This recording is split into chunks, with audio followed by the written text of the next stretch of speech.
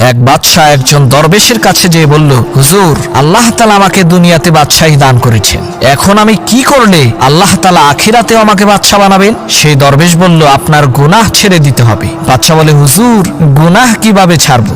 দরবেশ বলল, আপনি প্রত্যেক দিন 100 বার মৃত্যুর কথা স্মরণ করবেন। বাদশাহ বলল, ঠিক আছে। 1 মাস পর বাদশাহ আবার দরবেশের কাছে এসে বলল, হুজুর, আমি স্বর্ণের তৈরি তসবিহ দিয়ে প্রত্যেক দিন 100 বার মরণ মরণ তসবিহ জপি, তারপরও গুনাহ ছাড়তে পারছি না। দরবেশ বললেন, তোমার তো মৃত্যুর কথা স্মরণ করা একবারও হয়নি, তুমি তোমার বাদশাহী একদিনের জন্য আমাকে দাও, আমি তোমাকে শিখিয়ে দেব কিভাবে মৃত্যুর কথা স্মরণ করতে হয়। বাদশাহ বলল, ঠিক আছে। এবার দরবেশ ক্ষমতায় বসলেন, সিংহাসনে বসেই জল্লাদকে অর্ডার করলেন, বাদশাকে এই মুহূর্তে হত্যা করো। জল্লাদ দৌড়ে এসে বাদশার গলায় ছুরি ধরার সাথে সাথে বাদশা জ্ঞান হারালেন। জ্ঞান ফেরার পর দরবেশ তাকে বললেন, সবেমাত্র একবার মৃত্যুর কথা স্মরণ